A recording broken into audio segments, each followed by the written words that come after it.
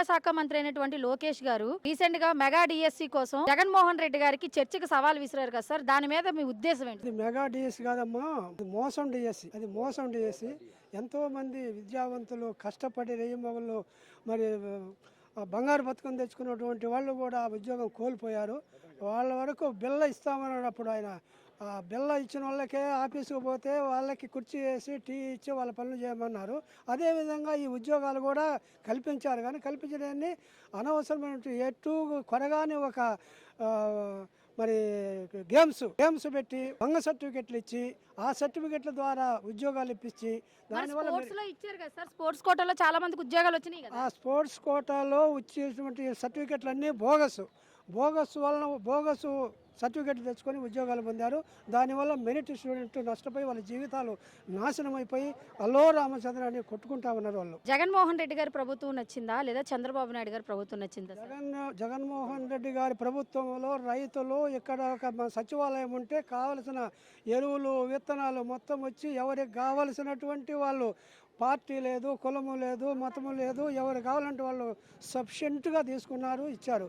కానీ ఇప్పుడు యూరియా వస్తే పచ్చ బిళ్ళ వేసుకున్న వాళ్ళకే యూరియా, వాళ్ళకి అవసరమైతే ఒక బస్తా మిగతా ఇంకా 4 బస్తాలు వేసుకొచ్చి వాళ్ళ బంధువులకు ఇచ్చుకునే పరిస్థితి ఇప్పుడు ఏర్పడింది. మరి యూరియా వాడితే క్యాన్సర్ వస్తుందని అంటున్నారు కదా చంద్రబాబు నాయుడు గారు. మరి క్యాన్సర్ అంటే మరి పంటలకందరూ వేసేవాళ్ళు ఎట్లమ్మా, మిగతా వాళ్ళందరూ ఎట్లా ఖర్చు అవుతుంది?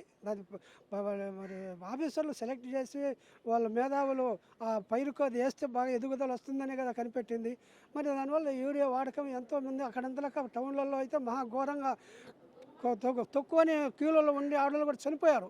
కానీ జగన్మోహన్ రెడ్డి ప్రభుత్వంలో ఇక్కడ సచివాలయంలోకి వస్తే లారీలు వస్తే ఎవరికి ఇష్టం వచ్చినట్టు వాళ్ళు వచ్చిన తీసుకొని పోయేది, అంత ప్రభుత్వం ఏర్పడేది. మరి చంద్రబాబు నాయుడు గారు ఈ ప్రభుత్వాన్ని అదే జగన్మోహన్ రెడ్డి గారిని రానివని అంటున్నారు కదా. ఆయన రానివ్వండి, ప్రజలమ్మా ఆయన రానిచ్చేది ఏముంది? ఒక రబ్బ సొత్తు కాదు కదా, ఇది ఎవరి జాగీరు కాదు, జగన్మోహన్ది కాదు, లేదంటే చంద్రబాబుది కాదు, అది జనాలు ఎవరే ప్రభుత్వం బాగుందంటే విద్య, చిన్నపిల్లలకు గోరుముద్దలు తినిపించాడు, బ్యాగులు ఇచ్చాడు, పుస్తకాలు ఇచ్చాడు. మరి వాళ్ళకి అప్పుడు గోరుముద్దలు తినిపిస్తే ఇప్పుడు కూడా ఇస్తున్నారు కదా సార్, ఇస్తున్నారు. దాంట్లో బొద్దింకలు కూడా ఉంటున్నాయమ్మా. మరి అప్పుడు ఆ రోజు ఉద్యోగం వాళ్ళంతా ఆరోగ్యంగా ఉండగానే ఆయనకు మరి ఒక ఆఫీసర్ని పెట్టి ఆయన పర్యవేక్షణ పెట్టి ఆయన మంచి భోజనాన్ని ఇప్పించాడు.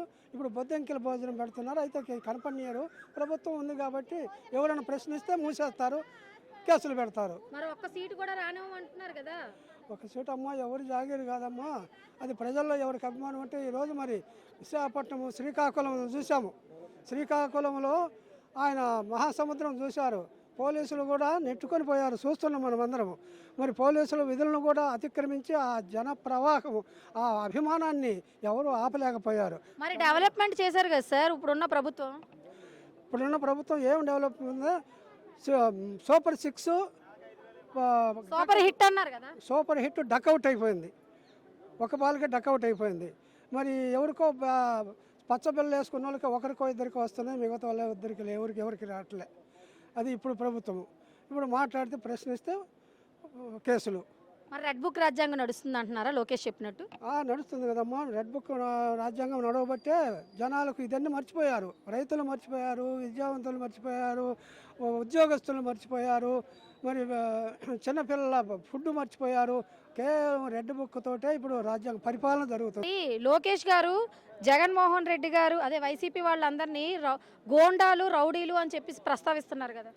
అమ్మ ఆ గోండాలు రౌడీలతోనే పోయిన వాళ్ళందరినీ విజయవాడ అక్కడికి పోతే రౌడీల చేత కొట్టించారు, రాళ్ళే ఇచ్చారు. మరి వాళ్ళదా గోండా రాజ్యము జగన్మోహన్ రెడ్డి గారిదా?